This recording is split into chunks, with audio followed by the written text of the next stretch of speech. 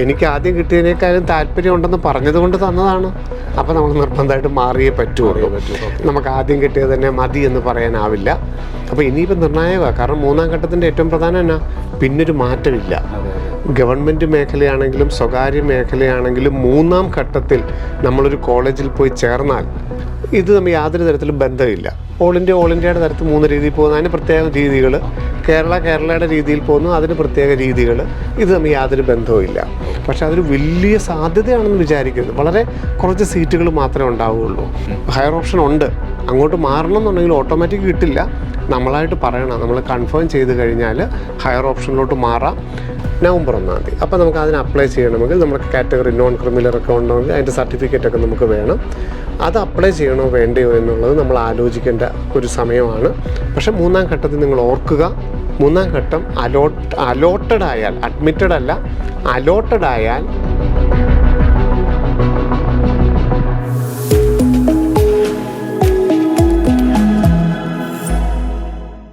എല്ലാവർക്കും നമസ്കാരം. ശിവൻ സാറിനൊപ്പം എന്ന പ്രോഗ്രാമിൻ്റെ 160ാമത്തെ എപ്പിസോഡിലേക്ക് എല്ലാവർക്കും സ്വാഗതം. സാർ നമസ്കാരം. അപ്പോൾ നമ്മുടെ മെഡിക്കൽ അലോട്ട്മെൻറ്റിൻ്റെ ഏറ്റവും നിർണായക ഘട്ടത്തിലേക്ക് നമ്മൾ നീങ്ങുകയാണ്. തീർച്ചയായിട്ടും നീറ്റ് 2025 എഴുതിയ വിദ്യാർത്ഥികളുടെ ഏറ്റവും പ്രധാനപ്പെട്ട ഒരു ഘട്ടത്തിലേക്ക് നമ്മൾ കടക്കുകയാണ്. അപ്പോൾ ആദ്യമേ പറഞ്ഞ പോലെ തന്നെ ഏറ്റവും നിർണായകമായ ആ ഒരു മൂന്നാം ഘട്ട അലോട്ട്മെൻറ്റിലേക്ക് നമ്മൾ എന്തെല്ലാമാണ് ഫോക്കസ് ചെയ്യേണ്ടത് എന്നുള്ളതിൻ്റെ ഒരു ഡീറ്റെയിൽ ആയിട്ട് നമുക്കിപ്പോൾ ശിവൻ സാറിൻ്റെ തന്നെ നമുക്ക് കേൾക്കാവുന്നതാണ്. ആദ്യമേ തന്നെ സാർ, നമ്മുടെ 2ാം ഘട്ട അലോട്ട്മെൻറ്റ് എന്തെല്ലാമാണ് നമ്മൾ അവിടെ ശ്രദ്ധിക്കേണ്ടത്? തീർച്ചയായിട്ടും MBBSൻ്റെയും BDSൻ്റെയും ഗവൺമെൻറ് മേഖലയുടെയും സ്വകാര്യ മേഖലയുടെയും 2ാം ഘട്ട അലോട്ട്മെൻറ്റാണ് 24-ാം തീയതി നാളെ വൈകുന്നേരം പ്രൊഫഷണലായിട്ട് വരികയും 25-ാം തീയതി സെക്കൻഡ് അലോട്ട്മെൻറ്റ് ഫൈനലായിട്ട് വരികയും ചെയ്യും. നമുക്കറിയാം, കേരളത്തിൽ 12 ഗവൺമെൻറ് കോളേജാണ് ഉണ്ടായിരുന്നത്. കാസർഗോഡും വയനാടും പുതിയതായിട്ട് 2 കോളേജുകൾ കൂടി വന്നു. അപ്പം ഗവൺമെൻറ് കോളേജുകളുടെ എണ്ണം 14ആയി. സെൽഫ് ഫിനാൻസിങ് കോളേജുകൾ 20 കോളേജ് തന്നെയാണ് 2ാം ഘട്ടത്തിലുള്ളത്. പുതിയതായിട്ട് വന്നിരിക്കുന്ന കോളേജ് അടുത്ത ഘട്ടത്തിൽ മാത്രമേ വരികയുള്ളൂ. അപ്പം കഴിഞ്ഞ മുൻ വർഷങ്ങളിലേക്കാളും ഒക്കെ സ്റ്റേറ്റ് മെറിറ്റിൻ്റെയും വിവിധ കാറ്റഗറികളുടെയും ഒക്കെ റാങ്ക് വളരെ ഉയർന്ന് കൂടുതൽ കുട്ടികൾക്ക് കിട്ടുന്ന ഒരു സാഹചര്യമാണ് നിലവിലുള്ളത്. ഓൾ ഇന്ത്യയിൽ തന്നെ കൂടുതൽ റാങ്ക് അനുസരിച്ച് കിട്ടിയല്ലോ. അപ്പോൾ അതിൻ്റെ ഒരു റിഫ്ലക്ഷൻ സീറ്റ് കൂടിയത് കൊണ്ടും ഒക്കെ ഈ വർഷം 2ാം ഘട്ട അലോട്ട്മെൻറ്റിൽ തന്നെ കേരളത്തിൽ വരികയും ചെയ്യും. ഇപ്പോൾ നമുക്കറിയാം 697 ആദ്യഘട്ട അലോട്ട്മെൻറ്റ് സ്റ്റേറ്റ് മെറിറ്റിൻ്റെ ലാസ്റ്റ് റാങ്ക്. അത് ഏതാണ്ട് 800-നടുത്തോട്ട് 800-850-നടുത്തോട്ട് എത്താൻ പോവുകയാണ്. സ്റ്റേറ്റ് മെറിറ്റ് 250ഓളം സീറ്റുകൾ മൊത്തത്തിൽ ഗവൺമെൻറ് മേഖലയിലും സ്വകാര്യ മേഖലയിലും ഒക്കെ ആയിട്ട് സീറ്റ് 550ഓളം കൂടുന്നുണ്ട്. എഫക്റ്റിൽ വരുന്നത് 500 സീറ്റുകളാണ് എഫക്റ്റിൽ വരുന്നത് കേരളത്തിൽ തന്നെ. അതിൽ ഗവൺമെൻറ്റിൽ 100 സീറ്റുകളാണ് കൂടിയിരിക്കുന്നത്. ആ 100 സീറ്റും ഈ 2ാം ഘട്ടത്തിൽ വരികയും ചെയ്യും. അങ്ങനെ വരുമ്പോൾ വലിയൊരു മാറ്റമാണ് കേരളത്തിൻ്റെ അലോട്ട്മെൻറ്റിൽ MBBSൽ വരാനായിട്ട് പോകുന്നത്. അത് വിവിധ കാറ്റഗറികളിലും തീർച്ചയായിട്ടും അതിൻ്റെ ഒരു റിഫ്ലക്ഷൻ ഉണ്ടാവുകയും ചെയ്യും. അപ്പോൾ നമ്മൾ ഇപ്പോൾ കേരളത്തിൻ്റെ തന്നെ ഒരു അലോട്ട്മെൻറ്റ് നിൽക്കുന്നവർക്ക്, അല്ലെ അലോട്ട്മെൻറ്റ് ലഭിക്കാത്തവർക്ക് 25-ാം തീയതി വൈകുന്നേരം അല്ലെ 26-ാം തീയതി മുതൽ അലോട്ട്മെൻറ്റ് ലഭിക്കുന്ന പക്ഷം ആ അലോട്ട്മെൻറ്റ് മെമ്മോയും കേരള ഡേറ്റ ഷീറ്റും എല്ലാ ഒറിജിനൽ സർട്ടിഫിക്കറ്റുകളുമായിട്ട് 30-ാം തീയതിക്കുള്ളിൽ കോളേജുകൾ ചെന്ന് അഡ്മിഷൻ എടുക്കാനായിട്ട് സാധിക്കും. സെപ്റ്റംബർ 30-ാം തീയതി വൈകുന്നേരം 4 മണിക്കുള്ളിൽ ആ കോളേജുകൾ ചെന്ന് ഫീസൊക്കെ അടച്ച് അഡ്മിഷൻ നടപടി പൂർത്തിയാക്കണം. അതാണ് 2ാം ഘട്ട അലോട്ട്മെൻറ്റിൻ്റെ ഏറ്റവും പ്രത്യേകത. ഓക്കെ. അപ്പോൾ സാർ, ഒരു സംശയമുള്ള, ഇപ്പോൾ 1ാം ഘട്ട അലോട്ട്മെൻറ്റിൽ നിരവധി വിദ്യാർത്ഥികൾ അഡ്മിഷൻ എടുത്തിട്ടുണ്ട്. അപ്പോൾ അവരെല്ലാം എന്താണ് ചെയ്യേണ്ടത് ഈ ഒരു 3ാം ഘട്ട അലോട്ട്മെൻറ്റിലേക്ക് വരുമ്പോൾ? അവർക്ക് മാറ്റം കിട്ടിയിട്ടുണ്ടെങ്കിൽ, 1ാം ഘട്ട അലോട്ട്മെൻറ്റിൽ കേരളത്തിൻ്റെ ചേർന്നിട്ടുണ്ടായിരുന്നു. 2ാം ഘട്ടത്തിൽ ഒരു സീറ്റ് അലോട്ടഡ് ആയിട്ടുണ്ടെങ്കിൽ ആദ്യ ഘട്ടത്തിൽ കിട്ടിയ MBBSും BDSും റദ്ദായി. അത് ചിലപ്പോൾ ഗവൺമെൻറ് MBBS ആയിരിക്കാം, സെൽഫ് ഫിനാൻസിങ് MBBS ആയിരിക്കാം, ഗവൺമെൻറ് BDS ആയിരിക്കാം, സെൽഫ് ഫിനാൻസിങ് BDS ആയിരിക്കാം. ഇതിൽ ആദ്യത്തെ ഘട്ടത്തിൽ ചേർന്നിട്ടുണ്ട്. ഇപ്പോൾ ഇതാ പുതിയതായിട്ടൊരു കോളേജ് അലോട്ടഡ് ആയിട്ടുണ്ട്. നിർബന്ധമായിട്ടും ഇപ്പോൾ 2ാം ഘട്ടത്തിൽ കിട്ടിയ സീറ്റ് മാത്രമേ നമുക്കുള്ളൂ. ആദ്യ ഘട്ടത്തിൽ കിട്ടിയ കോളേജിൽ ചെല്ലുക, ഈ 2ാം ഘട്ട അലോട്ട്മെൻറ്റ് മെമ്മോ കാണിക്കുക, അവിടെ അടച്ച ഫീസും നമ്മൾ കൊടുത്ത സർട്ടിഫിക്കറ്റ് മുഴുവൻ തിരികെ മേടിക്കുക, 30-ാം തീയതിക്കുള്ളിൽ പുതിയ കോളേജിൽ വന്ന് അഡ്മിഷൻ എടുക്കുക. അങ്ങനെ 2ാം ഘട്ടം നമുക്ക് കിട്ടിയ ഒരാളെ സംബന്ധിച്ചോളം ഈ 2ാം ഘട്ടത്തിൽ കിട്ടിയ കോളേജിലോട്ട്, ആദ്യഘട്ടത്തിൽ കിട്ടിയ കോളേജിൽ പോയി എല്ലാം തിരികെ മേടിക്കുന്നു, 2ാം ഘട്ടത്തിൽ കിട്ടിയ കോളേജിൽ വന്ന് നമ്മൾ ചേരുകയും ചെയ്യുന്നു. ഓക്കെ. അപ്പോൾ സാർ, അടുത്തൊരു സംശയം എനിക്കുള്ളത്, ഇപ്പോൾ സപ്പോസ് എനിക്ക് ആദ്യമേ കിട്ടിയ കോളേജിൽ തന്നെയാണ് എനിക്ക് തുടരേണ്ടത് എങ്കിൽ അപ്പോൾ എനിക്ക് ചെറിയൊരു ആശയക്കുഴപ്പം വരും. പക്ഷേ നമ്മൾ പറഞ്ഞു പോയി, രണ്ടാം ഘട്ടത്തിൽ നമുക്ക് ഓപ്ഷൻ റീഅറേഞ്ച് ചെയ്യാനൊക്കെ അവസരം തന്നിരുന്നു. ആ സമയം നമ്മൾ പറഞ്ഞു എനിക്ക് ആദ്യം കിട്ടിയതിനേക്കാളും താല്പര്യമുണ്ടെന്ന് പറഞ്ഞതുകൊണ്ട് തന്നതാണ്. അപ്പോൾ നമ്മൾ നിർബന്ധമായിട്ട് മാറിയേ പറ്റുള്ളൂ. നമുക്ക് ആദ്യം കിട്ടിയത് തന്നെ മതി എന്ന് പറയാനാവില്ല. മാറ്റം കിട്ടിയിട്ടുണ്ടെങ്കിൽ നിർബന്ധമായി മാറിയേ പറ്റുള്ളൂ. മാറ്റം കിട്ടിയിട്ടില്ലെങ്കിൽ ആദ്യം കിട്ടിയ സീറ്റ് അവിടെ നിലനിൽപ്പുണ്ട്, ആ സീറ്റിന് ഒരു സംഭവിച്ചിട്ടില്ല. മാറ്റം കിട്ടിയിട്ടില്ലെങ്കിൽ ആദ്യം കിട്ടിയ കോളേജ് അവിടെ തന്നെ ഉണ്ട്, അവിടെ നമുക്ക് പഠനം തുടരുകയും ചെയ്യാം. അപ്പോൾ ഇതാണ് രണ്ടാം ഘട്ടത്തിൻ്റെ ഏറ്റവും പ്രധാന കാര്യം. അത് ഗവൺമെൻറ് ആണെങ്കിലും സെൽഫാണെങ്കിലും എല്ലാം അതാണ് രീതി. ഓക്കെ, കാരണം നമ്മളായിട്ട് ആണല്ലോ രണ്ടാം ഘട്ട അലോട്ട്മെന്റിലേക്ക് വെച്ച ഓപ്ഷൻ, അത് നമുക്ക് തിരുത്താൻ ആദ്യം കിട്ടിയത് മതി എന്ന് പറയാനാവില്ല. അപ്പോൾ സാർ, ഈ അഗ്രികൾച്ചർ അതുപോലെ വെറ്റിനറി സീറ്റിലൊക്കെ അഡ്മിഷൻ നേടിയവർക്ക് അവർക്ക് എന്താണ് അടുത്ത സ്റ്റെപ്പ് എന്ന് പറയുന്നത്? അവർക്ക് MBBS BDSൻ്റെ അലോട്ട്മെൻറ്റ് വന്നിട്ടുണ്ടെങ്കിൽ അവർക്ക് തീരുമാനം എടുക്കാം മാറണോ വേണ്ടയോ എന്നുള്ളത്. അവർ ഓൾറെഡി അലൈഡ് കോഴ്സിലാണ് അഡ്മിഷൻ എടുത്ത് നിൽക്കുന്നത്. ഇപ്പോൾ ഇതാ MBBS BDSൻ്റെ രണ്ടാം ഘട്ടത്തിൽ അവർക്കൊരു സീറ്റ് കിട്ടിയിട്ടുണ്ട് എന്ന് പറഞ്ഞ് അവർക്ക് കിട്ടിയ അഗ്രികൾച്ചറോ വെറ്റിനറിയോ പോയിട്ടില്ല, ആ സീറ്റ് അവിടെ ഉണ്ട്. അപ്പോൾ അവരാലോചിക്കുന്നു എനിക്കിപ്പോൾ ഗവൺമെൻറ് MBBS കിട്ടിയിട്ടുണ്ട്, അല്ലെങ്കിൽ സെൽഫ് ഫിനാൻസിങ് MBBS കിട്ടി, അല്ലെങ്കിൽ BDS കിട്ടി, ഞാൻ മാറണോ? ആലോചിച്ചിട്ട് മാറിയാൽ മതി. ആലോചിച്ചിട്ട് മാറുവാണെങ്കിൽ അലൈഡ് കോഴ്സിൽ നിന്ന് ഔട്ടായി അവിടെ നിന്ന് എല്ലാ സർട്ടിഫിക്കറ്റും മേടിച്ച് MBBS BDSൻ്റെ സ്ട്രീമിലോട്ട് വരാം. പിന്നെ തിരിച്ചുപോക്കില്ല. പക്ഷേ അവർക്ക് ആലോചിക്കാൻ സമയമുണ്ട്. മറ്റവരുടെ സീറ്റ് പോയെങ്കിലും ഇവർക്ക് വേണമെന്നുണ്ടെങ്കിൽ ഈ MBBS BDSൻ്റെ സ്ട്രീമിലോട്ട് കയറിയാൽ മതി. അവർക്കും അവിടെ നിന്ന് മേടിച്ചിട്ട് 30-ാം തീയതിക്കുള്ളിൽ വേണമെങ്കിൽ ഇപ്പുറത്ത് വന്ന് ചേരുകയും ചെയ്യാം. ചോയ്സ് ഉണ്ട്. എന്നിട്ട് ഇതിൻ്റെ അടുത്ത ഘട്ടത്തിലേക്ക്, മൂന്നാം ഘട്ടത്തിലോട്ടൊക്കെ അപ്ഗ്രേഡ് ചെയ്യാനായിട്ടും സാധിക്കുകയും ചെയ്യും. ഓക്കെ സാർ, ഈ അപ്ഗ്രേഡേഷൻ എന്ന് പറയുമ്പോൾ ഇപ്പോൾ ഉള്ള എല്ലാ വിദ്യാർത്ഥികൾക്കും ഈ മൂന്നാം അലോട്ട്മെന്റിലേക്ക് അവർക്ക് അപ്ലൈ ചെയ്യാൻ പറ്റുന്നതാണോ? തീർച്ചയായിട്ടും. ഇപ്പം രണ്ടാം ഘട്ടത്തിൽ സീറ്റൊന്നും കിട്ടിയില്ല, രണ്ടാം ഘട്ടത്തിൽ കൊടുത്തിരുന്നു, സീറ്റൊന്നും കിട്ടിയില്ല. ആദ്യ ഘട്ടത്തിൽ കിട്ടിയ സീറ്റ് അവിടെ കിട്ടുക, അവർക്ക് മൂന്നാം ഘട്ടത്തിൽ ഹയർ ഓപ്ഷന് വേണ്ടിയിട്ട് ഓപ്ഷൻ കൺഫർമേഷൻ നടത്താം. അതുപോലെ തന്നെ ഇപ്പോഴാണ് ആദ്യമായിട്ട് കിട്ടിയത്, അവർക്കും മൂന്നാം ഘട്ടത്തിൽ സീറ്റിന് ഹയർ ഓപ്ഷൻ നിലനിൽപ്പുണ്ടെങ്കിൽ നമുക്കിത് കൊടുക്കാം, അപ്ഗ്രഡേഷന് വേണ്ടിയിട്ട് കൊടുക്കാം. ഇതുവരെ സീറ്റ് ഒന്നും ലഭിച്ചിട്ടില്ല, ഒന്നാം ഘട്ടത്തിലും കിട്ടിയില്ല, രണ്ടാം ഘട്ടത്തിലും കിട്ടിയില്ല, അവർക്ക് മൂന്നാം ഘട്ടത്തിന് വേണ്ടിയിട്ട് ഓപ്ഷൻ കൺഫർമേഷൻ നടത്താം. അപ്പം ഇവർക്കെല്ലാം ഹയർ ഓപ്ഷൻസ് ഉള്ളവർക്ക് തീർച്ചയായിട്ടും ഈ പറഞ്ഞതുപോലെ തന്നെ മാറ്റം വേണമെന്ന് ആഗ്രഹിക്കുന്നവർക്ക് അപ്പോൾ ഇനിയിപ്പോൾ നിർണായകമാണ്. കാരണം മൂന്നാം ഘട്ടത്തിൻ്റെ ഏറ്റവും പ്രധാനം എന്നാ, പിന്നൊരു മാറ്റമില്ല. ഗവൺമെൻറ് മേഖലയാണെങ്കിലും സ്വകാര്യ മേഖലയാണെങ്കിലും മൂന്നാം ഘട്ടത്തിൽ നമ്മളൊരു കോളേജിൽ പോയി ചേർന്നാൽ പിന്നെ ഈ 2025 നമുക്കൊരു മാറ്റമില്ല. അതുകൊണ്ട് തന്നെ ഏറ്റവും ക്രൂഷ്യൽ ആയിട്ടുള്ള അലോട്ട്മെന്റ് തന്നെയാണ്. അതുകൊണ്ട് അലോട്ടഡ് ആയാൽ പോലും അഡ്മിറ്റഡ് അല്ല, മൂന്നാം ഘട്ടത്തിലൊരു സീറ്റ് അലോട്ടഡായി, ആ അലോട്ടഡ് ആയവരെ പോലും MBBS BDSൻ്റെ നാലാം ഘട്ടത്തിലേക്ക് പരിഗണിക്കില്ല. അതുകൊണ്ട് ഓപ്ഷൻ വെക്കുമ്പോൾ പോലും നമ്മൾ ശ്രദ്ധിക്കണം, നമുക്കിനി മറ്റൊരു ചാൻസ് ഇല്ല. അലോട്ടഡ് ആയാൽ, മൂന്നാം ഘട്ടത്തിലോട്ട് അലോട്ടഡ് ആയാൽ നിർബന്ധമായിട്ട് നമ്മൾ ചേരാൻ ബാധ്യസ്ഥരാണ്. പിന്നെ നമ്മളെ ഓൾ ഇന്ത്യയിലോ കേരളയിലോ ഒന്നും നമ്മളെ പരിഗണിക്കുകയില്ല. അപ്പം മൂന്നാം ഘട്ടത്തിന് വേണ്ടിയിട്ട് നമ്മൾ അങ്ങനെ തയ്യാറെടുക്കുന്നു. അങ്ങനെ വേണ്ടവർക്കെല്ലാം മൂന്നാം ഘട്ടത്തിൽ ഓപ്ഷൻ കൺഫർമേഷൻ നടത്താനും ഹയർ ഓപ്ഷനിലോട്ട് പോകാൻ അവസരമുണ്ട്. അവർക്ക് നിലനിൽക്കുന്ന സീറ്റുകൾ മതിയെന്നുണ്ടെങ്കിൽ ഈ രണ്ടാം ഘട്ടത്തിൽ നമ്മൾ ചെയ്തതുപോലെ ഓപ്ഷൻ കൺഫർമേഷൻ കൊടുക്കാതിരുന്നാൽ മതി. എനിക്ക് രണ്ടാം ഘട്ടത്തിൽ കിട്ടിയത് മതി, ഇനി മാറ്റമൊന്നും വേണ്ടാന്നുണ്ടെങ്കിൽ തീർച്ചയായിട്ടും നമ്മൾ ഓപ്ഷൻ കൺഫർമേഷൻ കൊടുക്കാതിരുന്നാൽ മതി. ഓപ്ഷൻ കൺഫർമേഷൻ കൊടുത്താൽ ഈ പറഞ്ഞ പോലെ തന്നെ മൂന്നാം ഘട്ടത്തിൽ പരിഗണിക്കുകയും മൂന്നാം ഘട്ടത്തിൽ സീറ്റ് കിട്ടുകയാണെങ്കിൽ അവിടെയായിരിക്കും നമ്മൾ അടുത്ത് വരുന്ന 5.5 വർഷം പഠിക്കാൻ നിർബന്ധിതരാകുന്നത്. ഇത്ര നേരം നമ്മൾ പറഞ്ഞുകൊണ്ടിരുന്ന കേരള അലോട്ട്മെന്റ് ആണ്. അപ്പോൾ ഇതിന് പാരലായിട്ട് തന്നെ എന്ന് വേണമെങ്കിൽ പറയാം ഓൾ ഇന്ത്യ അലോട്ട്മെന്റ് സംഭവിച്ചുകൊണ്ടിരിക്കും. ഈ ഓൾ ഇന്ത്യയുടെ മൂന്നാം ഘട്ടം വരെ ഇത് രണ്ടും പാരലാണ്. ഇത് തമ്മിൽ യാതൊരു തരത്തിലും ബന്ധമില്ല. ഓൾ ഇന്ത്യയുടെ തരത്തിൽ 3 രീതിയിൽ പോകുന്നു, അതിന് പ്രത്യേക രീതികൾ. കേരളയുടെ രീതിയിൽ പോകുന്നു, അതിന് പ്രത്യേക രീതികൾ. ഇത് തമ്മിൽ യാതൊരു ബന്ധവും ഇല്ല. ഓക്കെ, അപ്പോൾ ഈ കേരള അലോട്ട്മെൻറ്റ് കിട്ടിയ ഒരു വിദ്യാർത്ഥിക്ക് ഇനി ഇൻ കേസ് ഓൾ ഇന്ത്യ തലത്തിലേക്ക് കിട്ടിയെന്നിരിക്കട്ടെ, അപ്പോൾ ആ വിദ്യാർത്ഥി എന്താണ് ചെയ്യേണ്ടത്? നമുക്ക് ഓൾ ഇന്ത്യ അലോട്ട്മെൻറ്റിൽ ഇപ്പം നമ്മൾ കേരളത്തിൽ സീറ്റ് കിട്ടിയവർക്കെല്ലാം ഓൾ ഇന്ത്യയുടെ മൂന്നാം ഘട്ടത്തിൽ പങ്കെടുക്കാനുള്ള അർഹതയുണ്ട്. മൂന്നാം ഘട്ടം അലോട്ട്മെൻറ്റ് തുടങ്ങുന്ന 29-ാം തീയതിയാണ് ഓൾ ഇന്ത്യയുടെ മൂന്നാം ഘട്ടത്തിൽ തുടങ്ങുന്നത്. ആ 29-ാം തീയതി മൂന്നാം ഘട്ടം തുടങ്ങുന്ന സമയത്ത് mcc.nic.in എന്ന വെബ്സൈറ്റിൽ MBBS, BDS, BSc നേഴ്സിംഗ് അതിൻ്റെ ക്ലിയർ വേക്കൻസി പുതിയതായിട്ട് അനുവദിച്ചിരിക്കുന്ന സീറ്റ് ഉൾപ്പെടെയുള്ള ക്ലിയർ വേക്കൻസി എത്ര എണ്ണം ഉണ്ട്, വെർച്വൽ വേക്കൻസി എത്രയുണ്ട്, ചേർന്നിട്ട് വില്ലിങ്നെസ് എസ് പറഞ്ഞവരുടെ എത്ര വേക്കൻസി ഉണ്ടെന്ന് അറിയാൻ സാധിക്കും. അതിൽ നമുക്ക് താല്പര്യമുള്ള കോളേജുകളുണ്ടെന്നുണ്ടെങ്കിൽ തീർച്ചയായിട്ടും എല്ലാവർക്കും ഓപ്ഷൻ കൊടുക്കാനുള്ള അവസരമുണ്ട്. ആർക്കൊക്കെയാണ്? രണ്ടാം ഘട്ടത്തിൽ ഓൾ ഇന്ത്യയിൽ ചേർന്ന എല്ലാവർക്കും ഓൾ ഇന്ത്യയുടെ തന്നെ മൂന്നാം ഘട്ടത്തിലോട്ട് അപ്ഗ്രേഡ് ചെയ്യാം.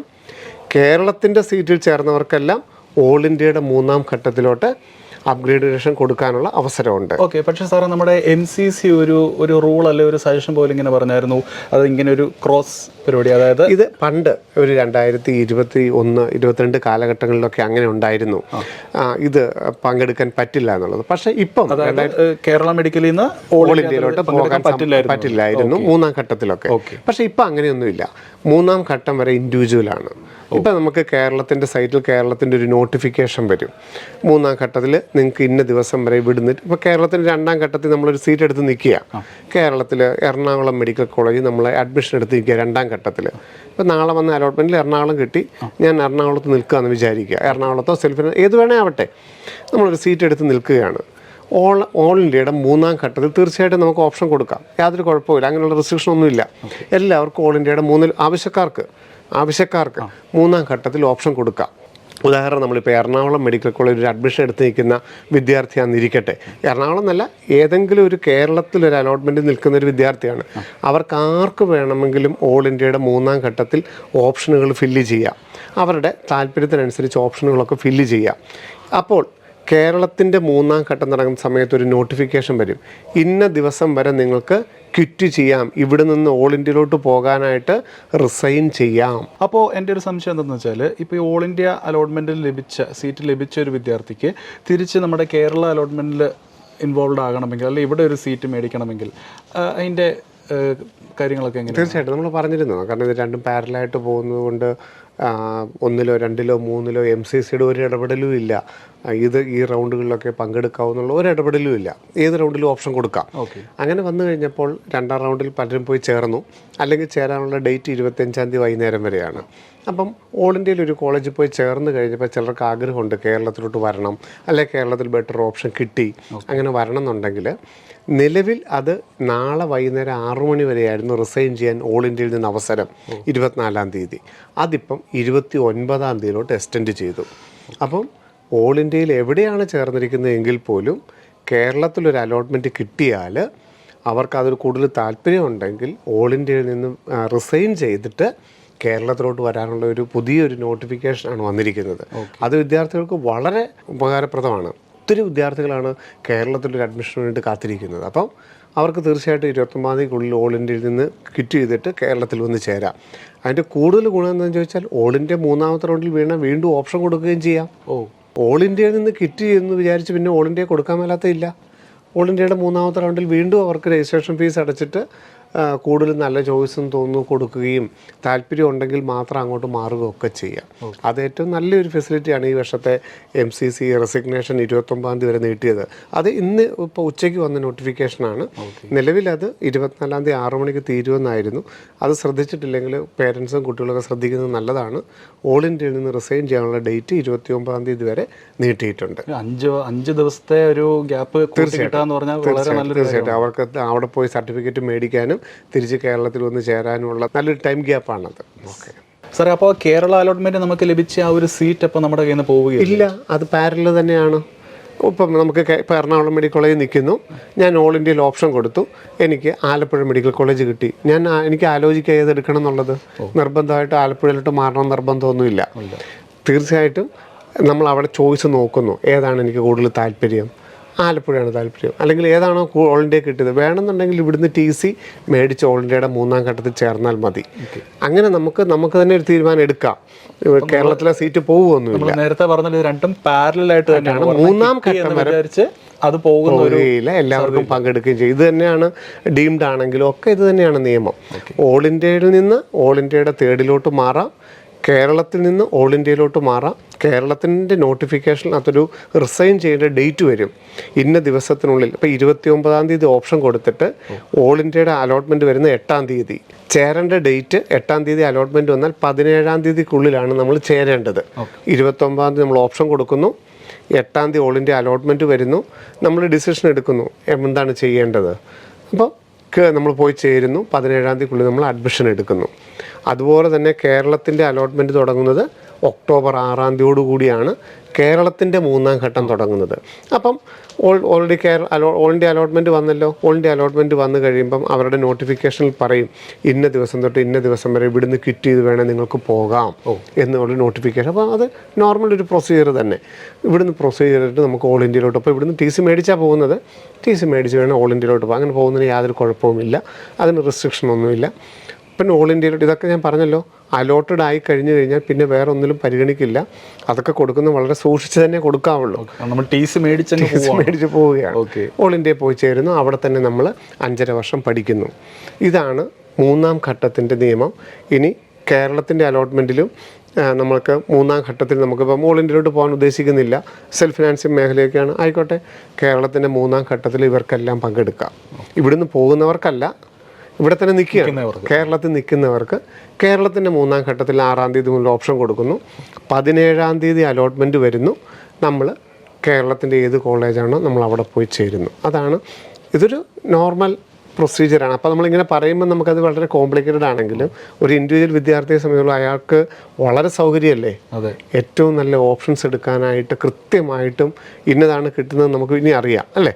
3 അലോട്ട്മെൻ്റ് ആയി. അപ്പോൾ നമ്മുടെ റാങ്കിനനുസരിച്ച് നമ്മുടെ റിസർവേഷൻ അനുസരിച്ചും നമുക്ക് ഏതാ കിട്ടുന്നതെന്നുള്ളത് നമുക്കറിയാം. ആന്ധ്രയാണോ, തെലുങ്കാനയാണോ, തമിഴ്നാടാണോ, കർണാടകയാണോ, ഫീസ് എത്രയായിരിക്കും, കേരളത്തിൽ സെൽഫ് ഫിനാൻസിങ് ആണോ, എത്ര രൂപ ഞാൻ ഫീസായിട്ട് അടയ്ക്കേണ്ടി വരും, കൃത്യമായിട്ടൊരു ഗ്രാഫായി. അപ്പോൾ അതിന് അവനവനനുസരിച്ച് കൃത്യമായിട്ട് ചേരാനുള്ളൊരു സമയമാണ്. ഇതൊക്കെ അനുസരിച്ച് അതാത് സ്റ്റേറ്റുകളൊക്കെ നടക്കുന്നുണ്ട്. തമിഴ്നാട്, കർണാടക, ആന്ധ്ര, തെലുങ്കാന, UP ഒക്കെ അലോട്ട്മെൻറ്റുകൾ നടക്കുന്നുണ്ട്. അവിടെയുള്ളവർക്കുമൊക്കെ ഇതേ രീതിയിൽ നമുക്ക് ചേഞ്ച് ചെയ്തിട്ട് അഡ്മിഷനിലോട്ട് കിടക്കാം. പക്ഷേ 3-ാം ഘട്ടത്തിൽ നിങ്ങൾ ഓർക്കുക, 3-ാം ഘട്ടം അലോട്ടഡ് ആയാൽ, അഡ്മിറ്റഡ് അല്ല, അലോട്ടഡ് ആയാൽ പിന്നെ നമ്മളെ ഫർദർ 4-ാം ഘട്ടത്തിൽ പരിഗണിക്കില്ല. അതുപോലെ തന്നെ അഡ്മിറ്റഡ് ആയിക്കഴിഞ്ഞാലും അവിടെ തന്നെ ആയിരിക്കും നമ്മൾ പഠിക്കുന്നത് എന്നുള്ളത് ഓർത്തോണം. പക്ഷേ കൃത്യമായിട്ട് നമ്മുടെ സാധ്യതയൊക്കെ അറിയാം, അതനുസരിച്ച് നമ്മൾ 3-ാം ഘട്ടത്തിലോട്ട് പരിഗണിച്ചാൽ മതി. സീറ്റ് വർധനം എല്ലാം ഗവൺമെൻറ് മേഖലയിലും സ്വകാര്യ മേഖലയിലും എല്ലാം വന്നിട്ടുണ്ട്, ഓൾ ഇന്ത്യയിലൊക്കെ വന്നിട്ടുണ്ട്. അപ്പം മുൻ വർഷങ്ങളിലേക്കാളൊക്കെ നല്ല സാധ്യതകൾക്കനുസരിച്ച് ഗവൺമെൻറ് കോളേജുകളൊക്കെ വിദ്യാർത്ഥികൾക്ക് കിട്ടാനുള്ളൊരു സാഹചര്യം നിലവിലുണ്ട്. ഓക്കെ, അപ്പോൾ എന്നിരുന്നാലും ഇഷ്ടംപോലെ ഓപ്ഷൻസ് നമുക്ക് തീർച്ചയായിട്ടും. അപ്പോൾ അവർക്ക് ഇഷ്ടമുള്ള രീതി, ഇപ്പോൾ ചിലർക്ക് ആഗ്രഹം എന്താ, കേരളത്തിൽ തന്നെ നിൽക്കണം, ചിലർക്ക് ആഗ്രഹം അങ്ങനെയല്ല നല്ല കോളേജിൽ നിൽക്കണം, ചിലർക്ക് നല്ല കോഴ്സായിരിക്കണം. അപ്പോൾ ഇതൊക്കെ അവനവൻ്റെ രീതിക്ക് അനുസരിച്ച് മുന്നോട്ട് പോകാനുള്ളൊരു നല്ലൊരു സമയക്രമമാണ് വിദ്യാർത്ഥികൾക്ക് കിട്ടിയിരിക്കുന്നത്.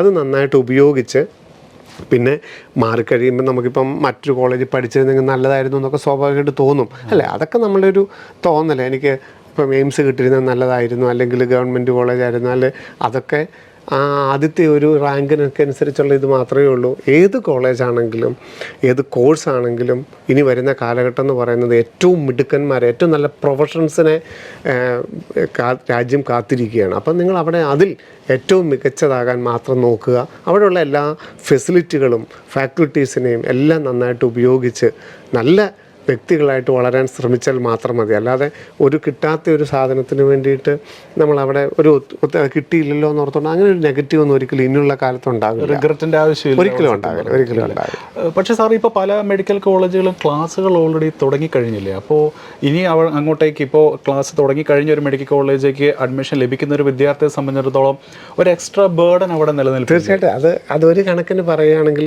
നമ്മളിപ്പോൾ വെളിയിലിരിക്കുമ്പം അല്ലെങ്കിൽ ഒരു അഡ്മിഷൻ കിട്ടാതെ വരുമ്പം ഒരു ഗ്രൂപ്പിലോട്ട് നമ്മൾ ചേർന്ന് കയറുമ്പോൾ ഉണ്ടാകുന്നൊരു സ്വഭാവം തീർച്ചയായിട്ടും നമുക്കുണ്ടാവും. പക്ഷേ അത് കുറേ ഓറിയൻറ്റേഷൻ പ്രോഗ്രാമുകൾ മാത്രമാണ്. റെഗുലർ ക്ലാസ്സുകളൊന്നും മുഴുവൻ വിദ്യാർത്ഥികളും ചെല്ലാതെ ആരംഭിക്കില്ല.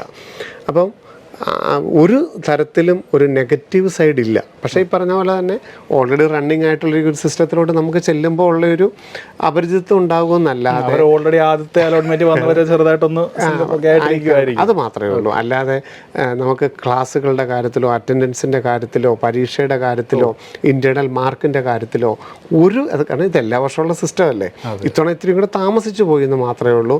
അല്ലാതെ ക്ലാസ്സുകൾ തുടങ്ങിയെന്ന് വിചാരിച്ച് ഒരു നെഗറ്റീവും ഇല്ല. കുറേ ഓറിയൻറ്റേഷൻ പ്രോഗ്രാമുകൾ നടക്കുന്നു എന്ന് മാത്രമല്ല, കുറേ ഇനോഗ്രേഷൻ സെറമണികളൊക്കെ നടക്കുന്നു മാത്രമേ ഉള്ളൂ. എല്ലാ ഫെസിലിറ്റികളും എല്ലാ ഫീച്ചേഴ്സും ലാസ്റ്റ് സ്ട്രേ വേക്കൻസി ചെല്ലുന്ന കുട്ടികൾക്കും ലഭിക്കും. അത് അല്ലെങ്കിൽ 4ാം ഘട്ടത്തിൽ കിട്ടിയത് കൊണ്ട് ഞാൻ പുറകോട്ട് പോയി നിന്നും ഒരിക്കലും ഇന്ന് വരെ ഇത്രയും വർഷത്തിനോടൊക്കെ ഒരു കുട്ടി പറഞ്ഞിട്ടില്ല. അതാണ് MBBS പഠനം. അത് മറ്റൊരു മേഖലയാണ്. നമ്മൾ ഈ +1 +2 പറഞ്ഞ പോലെ നമ്മൾ പുസ്തകത്തിൽ നിന്ന് പഠിക്കുകയൊന്നുമല്ല. അതിപ്പം ചേർന്ന് കഴിഞ്ഞ കുട്ടികൾക്കൊക്കെ കുറച്ച് മനസ്സിലായിട്ടുണ്ടാവും. ഇനി ഒരു 6 മാസക്കാലം എടുക്കും ഈ മേഖലയൊന്ന് മനസ്സിലാക്കി വരാനായിട്ട്. അതുകൊണ്ട് 1-2 ദിവസം 1-2 ആഴ്ചകളൊന്നും ഒരാളെ സംബന്ധിച്ചോളം ഒരു തരത്തിലും അവരെ ബാധിക്കുകയില്ല. ഓക്കെ സാർ, ഇപ്പോൾ ജസ്റ്റ് ഒന്ന് മെൻഷൻ ചെയ്തതേ ഉള്ളൂ സ്ട്രേ വേക്കൻസികളെ പറ്റി. 4ാം ഘട്ട അലോട്ട്മെന്റ് ശരിക്കും പറയാം നമുക്ക് മറ്റൊരു എപ്പിസോഡിലേക്ക് വേണ്ട ഒരു ടോപ്പിക്. ഓക്കെ, പക്ഷേ എന്നിരുന്നാലും ഞാൻ ചോദിക്കുകയാണ്, ഈ സ്ട്രേ വേക്കൻസി ഒക്കെ വരുമ്പോൾ വിദ്യാർത്ഥികൾ ശ്രദ്ധിക്കേണ്ട കാര്യം. നമ്മൾ ഇതാണ് പറഞ്ഞത്, ഈ 3ാം ഘട്ട അലോട്ട്മെന്റിൽ അലോട്ടഡ് ആയാൽ പോലും സ്ട്രേ വേക്കൻസിയിൽ പരിഗണിക്കുകയില്ല. അതുപോലെ തന്നെയാണ് നമുക്ക് പറഞ്ഞത്, ഈ ഓൾ ഇന്ത്യയും കേരളയും പാരലായിരുന്നു 3ാം ഘട്ടമെങ്കിൽ 4ാം ഘട്ടത്തിൽ വരുമ്പോൾ ഇവർ പരസ്പരം ഡേറ്റ ഷെയർ ചെയ്യും. ഓൾ ഇന്ത്യയിൽ അലോട്ടഡ് ആയവരെല്ലാം കേരളത്തിലോട്ടും, കേരളത്തിൽ അലോട്ടഡ് ആയവരുടെ ഡാറ്റ എല്ലാം ഓൾ ഇന്ത്യയിലോട്ടും കൊടുക്കും. അപ്പം പിന്നെ പരസ്പരം പരിഗണിക്കുകയില്ല. അപ്പം നമുക്ക് സീറ്റ് ഇനി കിട്ടുന്നത് അലോട്ടഡ് ആയാൽ പോലും സ്ട്രേ വേക്കൻസിയിൽ പരിഗണിക്കില്ല. ഒരു കോളേജും കിട്ടാത്തവരെ മാത്രമേ സ്ട്രേ വേക്കൻസിയിൽ പരിഗണിക്കുകയുള്ളൂ. അതൊരു പുതിയ ഓപ്ഷൻ രജിസ്ട്രേഷനാണ്. പുതിയതായിട്ട് നമ്മൾ ഒന്നും കൂടെ ഓപ്ഷൻ കൊടുക്കണം. ഓൾ ഇന്ത്യ ആണെങ്കിലും കേരള ആണെങ്കിലും കേരളത്തിൽ ഇതുവരെ കൊടുക്കാത്തവർക്കും ഒക്കെ കൊടുക്കാം. പുതിയതായിട്ട് ഓപ്ഷൻ രജിസ്റ്റർ ചെയ്യണം. രണ്ടാണെങ്കിലും മറ്റേ 3ാം ഘട്ടത്തിലെങ്കിലും സ്റ്റേറ്റിലോ ഓൾ ഇന്ത്യയിലോ ഒരു സീറ്റ് ലഭിക്കാത്തവരെ മാത്രമേ പരിഗണിക്കുകയുള്ളൂ. അതുപോലെ തന്നെ ഓൾ ഇന്ത്യ അലോട്ട്മെൻറ്റ് സ്ട്രേ വേക്കൻസിയാണ് ആദ്യം നടക്കുന്നത്. അതിനകത്ത് നമ്മളിപ്പോൾ ഒരു സീറ്റിന് വേണ്ടിയിട്ട് എല്ലാ കോളേജും കൊടുത്തു, ത്രിപുരയും നാഗാലാൻഡും ഒക്കെ കൊടുത്തു.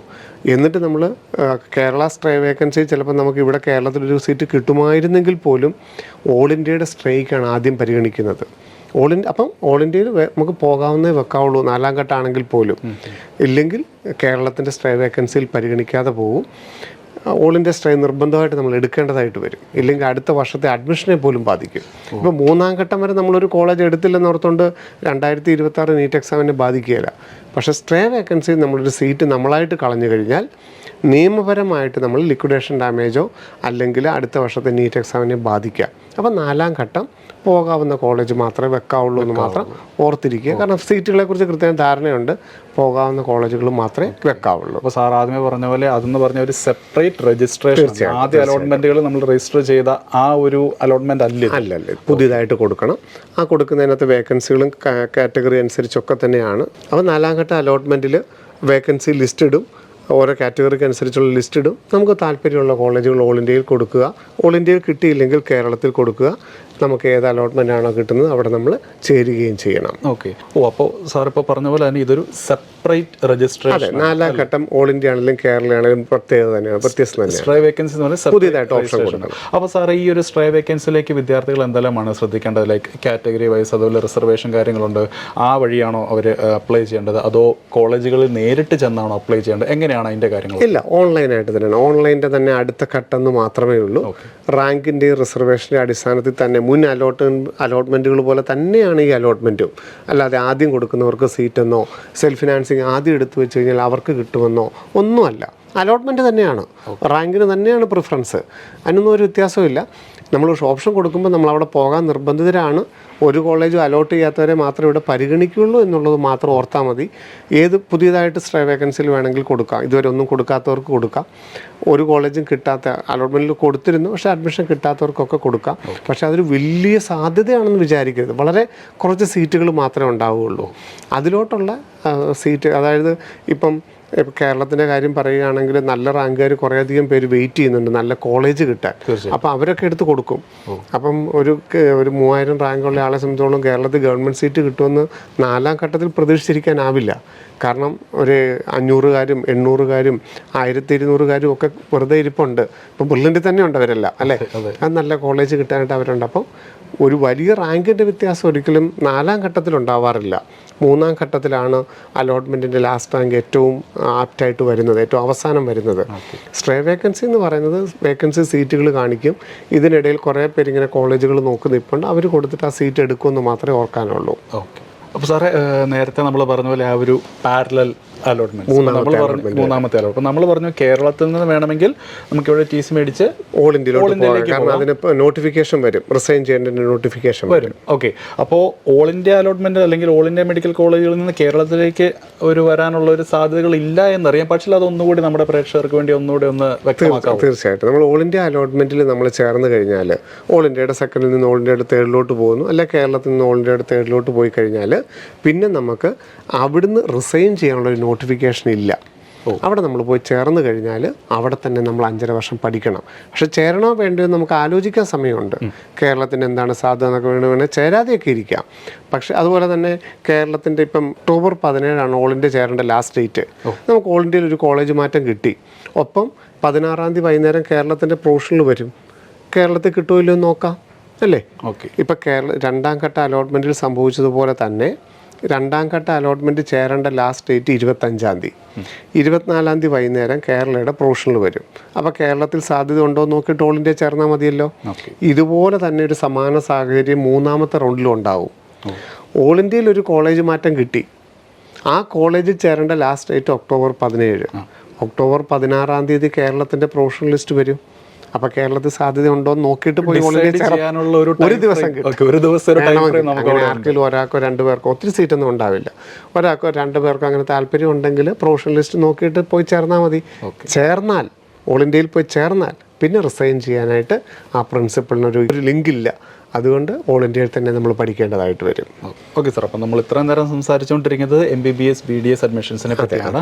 ഇനി എനിക്ക് ചോദിക്കാനുള്ളത് നമ്മുടെ അലൈഡ് കോഴ്സസ്, അത് അഗ്രികൾച്ചർ അതിൻ്റെ 1ാം ഘട്ടം തീർന്നു കഴിഞ്ഞിരിക്കുക. ഓക്കെ, അപ്പോൾ അതിൻ്റെ അടുത്ത സ്റ്റെപ്പുകൾ എന്തൊക്കെയാണ്? അടുത്ത അലോട്ട്മെന്റ് അതിലിപ്പോൾ ഓൾറെഡി ചേർന്ന കുട്ടികൾക്ക് അലോട്ട്മെന്റ് വന്നു. ആ കോളേജിൽ പോയി ചേർന്ന കുട്ടികൾക്ക് ഹയർ ഓപ്ഷൻസിലോട്ട് പോകാനുള്ള 2ാം ഘട്ട അലോട്ട്മെന്റ് 25 തീയതിക്ക് ശേഷം കേരളയുടെ സൈറ്റിൽ വരും. ഹയർ ഓപ്ഷൻസ് ഉണ്ടെങ്കിൽ അങ്ങോട്ട് മാറാം. അപ്പോൾ അഗ്രികൾച്ചറിൽ നിന്ന് വെറ്റിനറിയിലോട്ട് മാറണം, അല്ലെങ്കിൽ ആയുർവേദത്തിലോട്ട് മാറണം. ഹയർ ഓപ്ഷൻസിലോട്ട് മാറാനായിട്ട് 25 തീയതിക്ക് ശേഷം നോട്ടിഫിക്കേഷൻ വരും. ഓപ്ഷൻ കൺഫർമേഷൻ നിർബന്ധമാണ്. ഹയർ ഓപ്ഷൻ ഉണ്ട്, അങ്ങോട്ട് മാറണം എന്നുണ്ടെങ്കിൽ ഓട്ടോമാറ്റിക് കിട്ടില്ല. നമ്മളായിട്ട് പറയണം, നമ്മൾ കൺഫേം ചെയ്ത് കഴിഞ്ഞാൽ ഹയർ ഓപ്ഷനിലോട്ട് മാറാം എന്ന് പറഞ്ഞ പോലെ തന്നെ നമുക്ക് ആദ്യം കിട്ടിയത് അഗ്രികൾച്ചറാണ്, അവിടെ നിന്ന് വെറ്റിനറിയിലോട്ട് മാറണമെങ്കിൽ മാറ്റം കിട്ടിയാൽ അലോട്ടഡ് ആയാൽ ഇവിടെ നിന്ന് സർട്ടിഫിക്കറ്റൊക്കെ മേടിച്ച് നമ്മൾ അടുത്ത കോളേജിലോട്ട് മാറാം. അത് 25 തീയതിക്ക് ശേഷം അതിൻ്റെ നോട്ടിഫിക്കേഷൻ വരും. അപ്പോൾ അഗ്രികൾച്ചറിൽ നിന്നോ വെറ്റിനറിയിലോട്ടോ ആയുർവേദം, ഹോമിയോ, ഫിഷറീസ്, ഫോറസ്റ്റ് അങ്ങനെയുള്ള ധാരാളം ഉണ്ട്. മുൻ വർഷങ്ങളിൽ നിന്നും കുറഞ്ഞ റാങ്കിന്, അതായത് 16,000, 20,000, 25,000 ഒക്കെ മുൻ വർഷങ്ങളിൽ പോയ സീറ്റുകൾ ഈ വർഷം അങ്ങനെ പോയിട്ടില്ല. 8,000, 10,000, 12,000 ഒക്കെ പോയിട്ടുള്ളൂ. അപ്പം അവരൊക്കെ വെയിറ്റിങ്ങിലാണ്. ഇപ്പോൾ ഹോമിയോ ഒക്കെ 17,000, 20,000 വരെ കിട്ടിയിട്ടുണ്ടെങ്കിൽ അത്രയും പോയിട്ടില്ല. ആയുർവേദം ഒന്നും അത്രയും പോയിട്ടില്ല. അവർക്കൊക്കെ സീറ്റുകൾ കിട്ടും. ആ സീറ്റിൻ്റെയൊക്കെ 2ാം ഘട്ട അലോട്ട്മെൻറ്റിൽ അതിൻ്റെ റിഫ്ലക്ഷൻ വരും. അപ്പോൾ ഇവിടെ നിന്ന് ഇവർക്ക് വേണ്ട അലൈഡ് കോഴ്സിലോട്ട് 2ാം ഘട്ടത്തിൽ മാറി പ്രവേശിക്കാനായിട്ട് സാധിക്കും. ഓക്കെ, അപ്പോൾ സാർ ഈ ഓൾ ഇന്ത്യ തലത്തിലുള്ള അഗ്രികൾച്ചർ അതുപോലെ വെറ്റിനറി കോഴ്സുകളൊക്കെ ഉണ്ട്, അങ്ങോട്ടേക്കുള്ള അലോട്ട്മെൻ്റ് ഒക്കെ അതിൻ്റെയൊക്കെ പ്രൊസീജിയേഴ്സ് ഒക്കെ? ഈ ഓൾ ഇന്ത്യ വെറ്റിനറി എല്ലാ വർഷവും അങ്ങനെയാണ്. അത് വളരെ ക്വിക്കായിട്ട് അലോട്ട്മെൻറ്റ് നടത്തും. അതായത് ഇപ്പം ഈ ആഴ്ച തന്നെ all India veterinary VCA counselling ആ സൈറ്റിൻ്റെ പേര്, നീറ്റിൻ്റെ ഓൾ ഇന്ത്യ റാങ്കിൽ നിന്ന് എടുക്കുന്നത്. ഇന്ത്യയിലുള്ള ഗവൺമെൻറ് വെറ്റിനറി കോളേജുകളും 2 ഡീംഡ് വെറ്റിനറി കോളേജുകളുടെയും അഡ്മിഷനാണ് നടക്കുന്നത്. കുറച്ച് സീറ്റുകളേ ഉള്ളൂ. പക്ഷേ ഏതാണ്ട് 1 ലക്ഷം റാങ്ക് വരെയുള്ളവർക്ക് കിട്ടാറുണ്ട്. വെറ്റിനറി ഇപ്പം നമുക്കറിയാം വളരെ സാധ്യതയുള്ളതും വളരെ കുട്ടികൾക്ക് ആവശ്യക്കാരുള്ളൊരു മേഖലയാണ്. അപ്പോൾ ഓൾ ഇന്ത്യ വെറ്റിനറി VCA കൗൺസിലിങ്ങിൽ നോട്ടിഫിക്കേഷൻ വരും. ഒരു 3-4 ദിവസമേ അതിന് ഓപ്ഷൻ കൊടുക്കാനായിട്ട് അവസരമുള്ളൂ. ഫസ്റ്റ് അലോട്ട്മെൻറ്റ് പ്രഖ്യാപിക്കും. ചേരാനായിട്ടൊരു 5 ദിവസമുണ്ട്. അപ്പോൾ ഒരു 4 ആഴ്ച കൊണ്ട് അതിൻ്റെ മൊത്തം പ്രൊസീജിയർ അവർ തീർക്കുക പതിവ്. വലിയ മാറ്റങ്ങളൊട്ട് ആദ്യത്തെ അലോട്ട്മെൻറ്റിന് മാറ്റവും വരാറില്ല. അതുപോലെ അപ്പോൾ ഓൾ ഇന്ത്യ വെറ്റിനറി ഈ ആഴ്ച തന്നെ അതിൻ്റെ നോട്ടിഫിക്കേഷൻ വരും. അതുപോലെ തന്നെ CUET 2025 പെർസെൻറ്റേജ് സ്കോർ അനുസരിച്ചുള്ള rank, all India rank ICAR കൗൺസിലിങ്ങിനകത്ത് വന്നു കഴിഞ്ഞു. ഏറ്റവും അധികം സാധ്യതയുള്ളതാണ് IRAയുടെ ക്യാമ്പസുകൾ, അഗ്രികൾച്ചറിൻ്റെ കോയമ്പത്തൂർ, ബാംഗ്ലൂർ ക്യാമ്പസുകളുടെ ഒക്കെ 13 പ്രോഗ്രാമുകൾക്കാണ് നമുക്ക് വിദ്യാർത്ഥികൾക്ക് പ്രവേശനം കിട്ടുന്നത്. ഏറ്റവും കുറഞ്ഞ ഫീസിൽ ഇന്ത്യയിലെ ഏറ്റവും ടോപ്പ് ഇൻസ്റ്റിറ്റ്യൂഷനിലാണ് BSc അഗ്രികൾച്ചർ പോലുള്ള കോഴ്സുകൾ പഠിക്കാൻ പോകുന്നത്. അതിൻ്റെ ഓൾ ഇന്ത്യ റാങ്ക് പ്രസിദ്ധീകരിച്ച് കഴിഞ്ഞിരിക്കുന്നു. കൗൺസിലിംഗ് ബ്രോഷർ നിലവിൽ വന്നിരിക്കുന്നു. 4 റൗണ്ട് ഓൺലൈൻ കൗൺസിലിങ്ങാണ്. ആ 4 റൗണ്ട് ഓൺലൈൻ കൗൺസിലിംഗിന് വേണ്ടി ഓപ്ഷൻ കൊടുക്കാൻ ഒരൊറ്റ അവസരമേ ഉള്ളൂ. ഒരാൾക്ക് അഗ്രികൾച്ചറോ സെറികൾച്ചറോ ഹോർട്ടിക്കൾച്ചറോ ഡയറി ടെക്നോളജിയോ അഗ്രികൾച്ചർ എഞ്ചിനീയറിങ്ങോ ബയോടെക്നോളജി ഫിഷറീസ് ഫോറസ്ട്രി ഏതൊക്കെ യൂണിവേഴ്സിറ്റികളിൽ വേണമോ ഓപ്ഷൻ കൊടുക്കാൻ ഒരൊറ്റ അവസരമേ ഉള്ളൂ. പിന്നെ 4 ഓൺലൈൻ അലോട്ട്മെൻറ്റുകളാണ്. അതിൻ്റെ കൗൺസിലിംഗ് ബ്രോഷർ ICAR കൗൺസിലിംഗ് സൈറ്റിൽ വന്നു കഴിഞ്ഞു. അതും ഇന്നോ നാളെയായിട്ട് 2 ദിവസത്തിനുള്ളിൽ തന്നെ ഓപ്ഷൻ കൊടുക്കാനുള്ള ലിങ്ക് വരും. ഒരാഴ്ചക്കാലം ഉണ്ട് ഓപ്ഷൻ കൊടുക്കാനായിട്ട്. 500 രൂപ രജിസ്ട്രേഷൻ ഫീസ് അടച്ച് നമുക്ക് ഓപ്ഷൻ കൊടുക്കാം. അലോട്ടഡ് ആയി കഴിഞ്ഞാൽ ഉടനെ കോളേജിൽ പോകണ്ട, 4 റൗണ്ടും കഴിഞ്ഞിട്ട് കോളേജിൽ പോയാൽ മതി. 10,000 രൂപ സീറ്റ് അക്സെപ്റ്റൻസ് ഫീസായിട്ട് അടച്ച് നമുക്ക് സീറ്റ് നിലനിർത്തുകയും ചെയ്യാം. സീറ്റ് വേണമെങ്കിൽ ക്വിറ്റ് ചെയ്യാനുള്ള അവസരങ്ങളൊക്കെ കൗൺസിലിംഗ് ബ്രോഷർ വളരെ വ്യക്തമായിട്ട് പറഞ്ഞിട്ടുണ്ട്. ഏതാണ്ട് 3,300ഓളം അഗ്രികൾച്ചർ സീറ്റാണ് ഈ വർഷം ഉള്ളത്. അപ്പോൾ തീർച്ചയായിട്ടും ഒരു 10,000 ഓൾ ഇന്ത്യ റാങ്ക് വരെയുള്ളവർക്ക് BSc അഗ്രികൾച്ചറിന് തന്നെ ഇന്ത്യയിൽ എവിടെയെങ്കിലും ഏറ്റവും ടോപ്പ് ഇൻസ്റ്റിറ്റ്യൂഷനിൽ തന്നെ പ്രവേശനം കിട്ടും. കേരളത്തിൽ പ്രവേശനം കിട്ടണമെങ്കിൽ 700-800 ഇടയിൽ ഓൾ ഇന്ത്യ റാങ്ക് ഉണ്ടെങ്കിൽ കേരളത്തിൽ അഗ്രികൾച്ചർ യൂണിവേഴ്സിറ്റി വരണേ ഉള്ളൂ. 15% സീറ്റുകൾ മാത്രമേ ഉള്ളൂ. ഇവിടെ ഈ നീറ്റിൻ്റെ കേരള മെഡിക്കൽ റാങ്ക് വെച്ചിട്ടാണ് 85% സീറ്റ് എടുക്കുന്നത്. അപ്പം അത് 15% സീറ്റുള്ള ഒരു ഓൾ ഇന്ത്യ റാങ്ക് 1000 താഴെ ഓൾ ഇന്ത്യ അഗ്രികൾച്ചറിന് തീരാറുണ്ട്. അതുൾപ്പെടെ നമുക്ക് ഓപ്ഷൻ കൊടുക്കാനുള്ള അവസരം ഈ ആഴ്ച തന്നെ നോട്ടിഫിക്കേഷൻ വരും. ഓക്കെ, ഇപ്പോൾ സാറ് പറഞ്ഞ പോലെ ഇതിന് 4 റൗണ്ട് ഉണ്ടെന്ന് പറഞ്ഞു. അപ്പോൾ എനിക്ക് ആദ്യ റൗണ്ടിൽ ഒരു കോളേജിൽ എനിക്ക് കിട്ടിയെന്നിരിക്കട്ടെ, പക്ഷേ അന്നേരം അവിടെ എൻ്റെ ഈ പറഞ്ഞ അലോട്ട്മെൻറ്റ് പ്രോസസ് എൻ്റെ അവിടെ ക്യാൻസൽ ആയി പോകുന്നുണ്ടോ? ഇല്ല, നമ്മൾ 10,000 രൂപ അടച്ച് സീറ്റ് അക്സെപ്റ്റൻസ് അടച്ചാലും 2ാം ഘട്ടത്തിലും 3ാം ഘട്ടത്തിലും ഒക്കെ നമ്മളെ പരിഗണിക്കും. നമുക്ക് പറയാം, നമുക്ക് അവിടെ ഫ്രീസ് വേണമെങ്കിൽ എപ്പോൾ വേണമെങ്കിലും ചെയ്യാം, നിർത്താം. അല്ലെങ്കിൽ അടുത്ത 3ാം ഘട്ടത്തിലും 4ാം ഘട്ടത്തിലോട്ടൊക്കെ നമുക്ക് അപ്ഗ്രേഡ് ചെയ്യുകയും ചെയ്യാം. ഓൺലൈൻ പ്രോസസ്സ് തന്നെയാണ്. അപ്പോൾ സപ്പോസ് എനിക്കൊരു 3ാമത്തെ 4ാമത്തെ ഘട്ടത്തിൽ എനിക്ക് കുറച്ചുകൂടെ നല്ലൊരു കോളേജിൽ എനിക്ക് അഡ്മിഷൻ കിട്ടിയെന്നുണ്ടെങ്കിൽ എനിക്ക് ആദ്യത്തെ കോളേജിൽ നിന്ന് ക്വിറ്റ് ചെയ്ത് അത് ഓൺലൈനായിട്ട് തന്നെ നമുക്ക് ഇത് സീറ്റ് അക്സെപ്റ്റൻസ് ഫീസ് മാത്രമല്ലേ അടയ്ക്കുന്നുള്ളൂ. നമ്മൾ കോളേജിൽ പോയി ചേരേണ്ടത് 4ാം റൗണ്ടിന് ശേഷമോ. അപ്പോൾ നമുക്ക് 4ാം റൗണ്ടിന് ശേഷം മാത്രം കോളേജിൽ പോയി അഡ്മിഷൻ എടുത്താൽ മതിയാകും. 4ാമത്തെ വരെ നമുക്ക് അപ്ഗ്രേഡ് ചെയ്യാം. അപ്പോൾ ഈ 4 റൗണ്ട് അലോട്ട്മെന്റുകൾക്ക് ശേഷം മാത്രമേ ക്ലാസ്സുകളും തുടങ്ങൂ. തീർച്ചയായിട്ടും വിദ്യാർത്ഥികൾ ക്ലാസ്സുകൾ പോകും എന്നുള്ളൊരു ടെൻഷൻ ഒന്നുമില്ല. നവംബറിൽ മാത്രമേ ക്ലാസ്സുകൾ ആരംഭിക്കുകയുള്ളൂ. അപ്പോൾ സാറേ 2026 ഓഫ്കോഴ്സ് ധാരാളം എൻട്രൻസ് പരീക്ഷകളുണ്ട്. പ്ലസ് ടുവിന് ശേഷം നിരവധി സാധ്യതകളുണ്ട്. അപ്പോൾ ആ എൻട്രൻസ് പരീക്ഷകളിലേക്ക് വിദ്യാർത്ഥികൾ ഇപ്പം തന്നെ ശ്രദ്ധിക്കേണ്ട എന്തെങ്കിലും കാര്യങ്ങൾ അല്ലെങ്കിൽ അതിൻ്റെ എന്തെങ്കിലും സ്റ്റേജസ് ഒക്കെ ആയിട്ടുണ്ട്? ഇപ്പം യഥാർത്ഥം നീറ്റുമായിട്ടായിട്ടില്ല. നീറ്റ് 2026 കുറിച്ചുള്ള നമ്മൾ അപ്ലൈ ചെയ്യേണ്ടതിൻ്റെ സർട്ടിഫിക്കറ്റ് എടുത്തു വെക്കേണ്ട ഒരു ഘട്ടവും ആയിട്ടില്ല.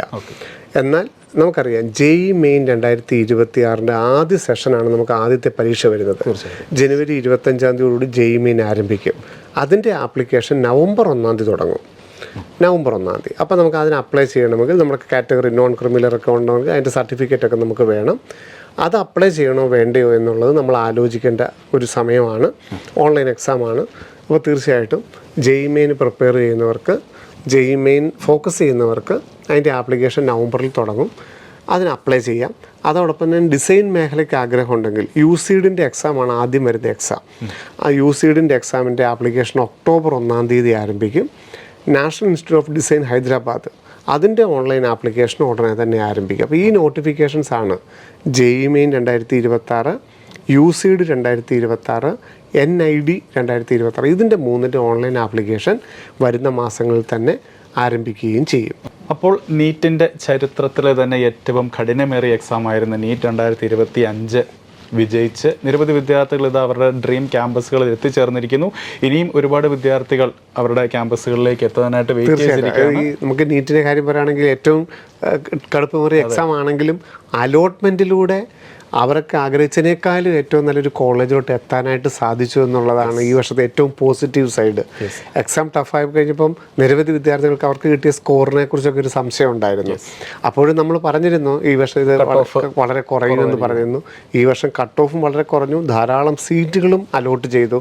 അതുകൊണ്ട് ഒരുവിധം നമുക്ക് സ്കോർ ചെയ്തവർക്കെല്ലാം തന്നെ അവരുടെ ഡ്രീം ക്യാമ്പസുകളിലോട്ട് എത്താനായിട്ടുള്ളൊരു സാഹചര്യം, അതായത് അലോട്ട്മെൻറ്റ് അവസാനിക്കുന്ന സമയത്ത് ഏറ്റവും സന്തോഷകരമായ രീതിയിൽ തന്നെയാണ് അവസാനിക്കുന്നത്. അപ്പോൾ ഇനി അലോട്ട്മെൻറ്റുകളുണ്ട്, അവിടെയൊക്കെ തീർച്ചയായിട്ടും വിദ്യാർത്ഥികൾ അവർ ആഗ്രഹിച്ച കോളേജുകളിലേക്ക് തന്നെ എത്തിച്ചേരാൻ പോവുകയാണ്. അപ്പോൾ ഇതിനെപ്പറ്റിയുള്ള ധാരാളം നോട്ടിഫിക്കേഷൻസും കാര്യങ്ങളും ഒക്കെ റിലീസ് ആവുന്നുണ്ട്. അപ്പോൾ നിങ്ങളെല്ലാവരും അതെല്ലാം കൃത്യമായിട്ട് തന്നെ ഫോളോ ചെയ്യുക. അപ്പോൾ ഇതിനെപ്പറ്റിയുള്ള എല്ലാ ഡീറ്റെയിൽഡ് വീഡിയോസ് നമ്മൾ മറ്റൊരു എപ്പിസോഡുകളിലൂടെ നമ്മൾ നിങ്ങളിലേക്ക് എത്തുന്നതായിരിക്കും. സോ അതുവരെ thank you. Bye. Brilliant Study Center, India's #1 coaching center for NEET and JEE.